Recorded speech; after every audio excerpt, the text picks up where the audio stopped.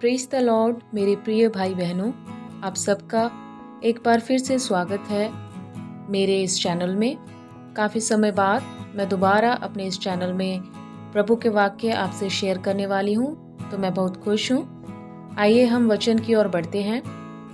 मेरे प्रियो, जैसा कि हम सब जानते हैं, परमेश्वर ने अद्भुत तरीके से इस्राएलियों को मिस्र देश से छुड़ाया, लेकिन फिर भी इस्राएलियों ने परमेश्वर की दया को तुच्छ जाना।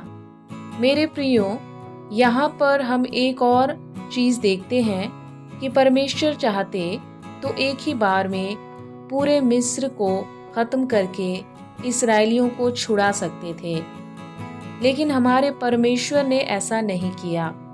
परमेश्वर ने मूसा के जरिए राजा फिरौन तक अपनी बात पहुंचाई कि वो इस्राएलियों को मिस्र देश से जाने दें। निर्गमन 5 अध्याय के 1 और 2 में हम पढ़ते हैं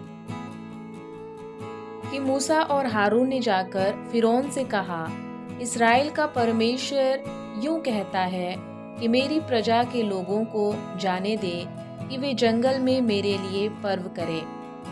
फिरौन ने बड़े घमंड से कहा कि यहोवा कौन है कि मैं उसका वचन मानकर इस्राएलियों को जाने दूं। मैं यहोवा को नहीं जानता और मैं इस्राएलियों को नहीं जाने दूंगा। लेकिन अहंकारी फिरौन ने परमेश्वर के इतने चमत्कार देखने के बावजूद भी इस्राएलियों को नहीं छोड़ा, क्योंकि बाइबल के अनुसार परमेश्वर ने उसके मन को कठोर कर दिया था। मेरे प्रियो, फिरौन को अपने देवताओं पर पूरा विश्वास था। परमेश्वर जो भी करता उसे लगता कि ये चमत्कार तो मेरे जादूगर भी कर सकते हैं।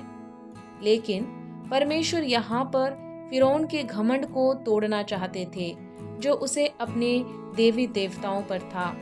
परमेश्वर उसे ये दिखाना चाहते थे कि उसके देवी देवता झूठे हैं। उसके देवी देवताओं में कोई शक्ति नहीं, वो केवल एक मूर्ति है और परमेश्वर से बड़ा और कोई नहीं।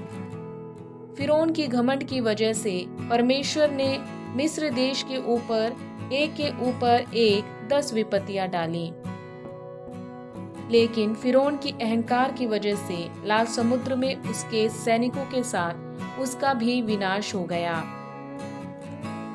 मेरे प्रियो, कहने का अर्थ ये है कि मिस्र देश के ऊपर जो 10 विपत्तियां आई थी, वह सारे 10 के 10 विपत्तियां मिस्र देश के झूठे देवी देवताओं को झूठा साबित करने के लिए, उनको शक्तिहीन साबित करने के लिए आई थी। और केवल इस पूरी दुनिया में परमेश्वर यहोवा ही एकमात्र खुदा है, ये साबित करने के लिए परमेश्वर ने ये सब किया। और मेरे प्रियो, जब हम बाइबल को ध्यान से पढ़ते हैं, तब हमें ये भी पता चलता है कि मिस्र देश पर जो 10 विपत्तियां आईं, उनमें से एक भी विपत्ति इस्राएलियों पर नहीं पड़ी। परमेश्वर ने अपना चमत्कार दिखाया, साथ में सभी देवी देवताओं को झूठा भी ठहराया।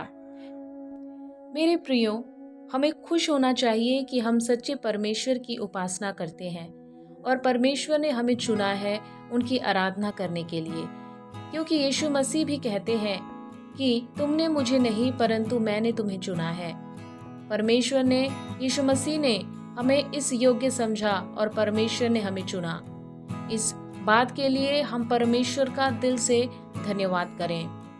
मेरे प्रियो, अहंकार घमंड हमें विनाश की ओर ले जाता है।